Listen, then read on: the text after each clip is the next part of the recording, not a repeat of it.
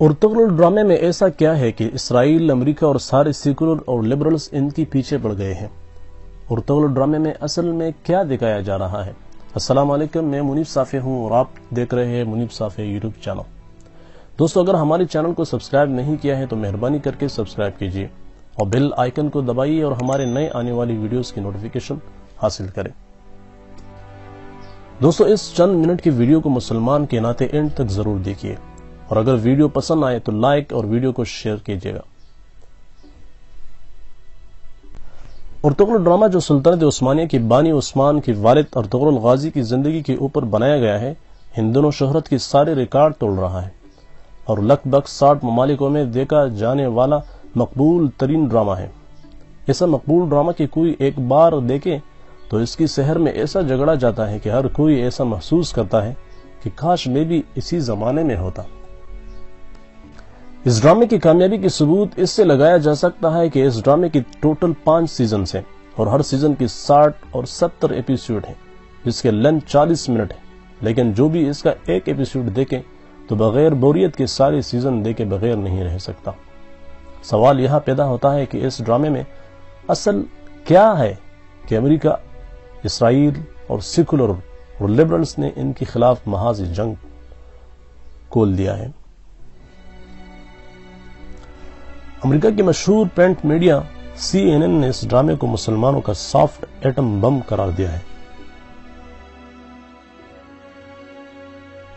دوستوں، یہ جاننے کے لیے کہ یہ سارے سیکولر اور لبرلز اس ڈرامے کے پیچھے کیوں پڑے ہیں، مسلمانوں کے اس دور میں جاتے ہیں کہ مسلمان پے در پہ فتوحات کرتے چلے جا رہے تھے اور مسلمان اپنا ایمان اور اخلاق کی لوہا ہر جگہ منواتا جاتے تھے۔ یہ دور تھا خلافت امویہ، جب مسلمانوں کی 2 بہترین کمانڈر موسیٰ بن نذیر اور طارق بن زیاد نے اسپین کو فتح کیا اور فرانس کی سرحدوں کے اوپر اسلام کا پرچم بلند کیا۔ تو عیسائیوں نے یہ فیصلہ کیا کہ مسلمانوں کا میدان میں سامنا کرنا ہماری بس کی بات نہیں، لیکن اگر ان کو نہیں روکا تو ہمارا نام و نشان نہیں رہے گا۔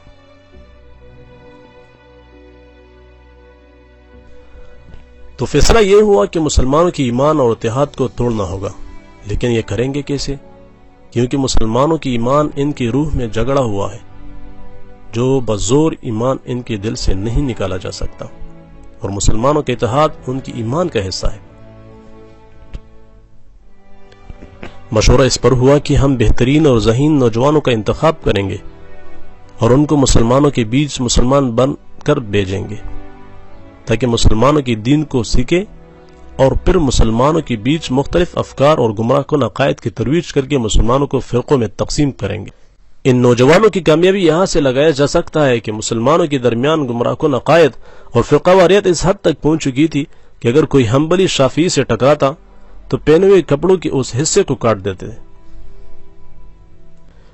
ایک دوسرے کے اوپر کافر کی فتوے، حنبلی شافعی اور شافعی حنبلی کو، حنفی مالکی اور مالکی حنفی کو کافر کہتے پھرتے تھے۔ یہی ایک دوسرے کے اوپر کفر کی فتوے اور فرقوں میں تقسیم ہونا تھا کہ عباسی خلافت کی زوال کا سبب بنا۔ ایسا زوال کہ عباسی خلافت کے آخری خلیفہ کو تاتاریوں نے قتل کرنے کے بعد اسے ایک بوری میں ڈال کر ان کے اوپر گھوڑے دوڑائے۔ لاکھوں مسلمان دانشور علماء کو ایک دن میں قتل کیا گیا، مسلمانوں کے مدرسوں کو آگ لگا دیا گیا، ساری کتابوں کو سمندر میں پھینکا گیا۔ مسلمان امید کو دیتے کہ مسلمان پھر سے خلافت کی چھتر میں آئیں گے، تو مسلمانوں کی امیدوں کو حقیقت میں بدلنے والے یہی ارطغرل تھا، جو خلافت کے لیے ان کی جدوجہد کامیاب اور ان کی بیٹے نے سلطنت عثمانیہ کے نام سے خلافت قائم کی۔ پھر دوسرا وار صلاح الدین ایوبی رحمہ اللہ کے زمانے میں مسلمان نوجوانوں میں فحاشی پھیلانے کی صورت میں تھا، جو پورنوگرافی کی پہلی سٹیج۔ وہ ایسے کہ بہترین آرٹسٹ کو بلا کر خوبصورت لڑکیوں کی مختلف اینگلز میں تصویر کشی کر کے اور پھر مسلمانوں کی بازاروں میں چھپ کے نوجوانوں میں پہلاتے تھے۔ یہ مختلف حربے تھے جو ان صہیونیوں نے استعمال کی، لیکن ان کا آخری وار اور اصل مقصد خلافت کو ختم کرنا تھا، جس کے ذریعے سے اسلام کو دین سے بدل کر مذہب میں تبدیل کرنا تھا۔ دین کہتے ہیں مکمل نظام زندگی جو انسان کی انفرادی اور اجتماعی زندگی کو کور کرتی ہے، اور مذہب صرف انسان کی انفرادی زندگی کو کہتے ہیں۔ یعنی اسلام کا کام صرف انفرادی زندگی میں ہوگا مثلا اگر کوئی مرتا ہے تو جنازہ پڑھنا، اگر کوئی شادی کرتا ہے تو نکاح پڑھانا، اور مسجد میں نماز پڑھانا، اور تمام انفرادی اعمال. یعنی اسلام کا ریاستی کاموں میں کوئی سروکار نہیں ہے. یہی دراصل سیکولر نظام کا مفکورہ ہے، اور اس میں بھی یہ لوگ کامیاب ہو گئے. جب خلافت عثمانیہ ختم ہو گئی، ترکی جہاں خلافت نافذ تھا ایک سیکولر اسٹیٹ میں تبدیل کر دیا گیا، اور تمام مسلمانوں میں خلافت کا مفکورہ اور کنسپٹ ختم ہوتا رہ گیا. تو دریلیس ارطغرل ڈرامے کے ذریعے پھر سے مسلمانوں میں خلافت کا سوچ اجاگر کرنے، مسلمانوں کو اپنی ماضی یاد دلانے اور ان کافروں کی چالوں کو بے نقاب کرنے کے لیے بنایا گیا ہے.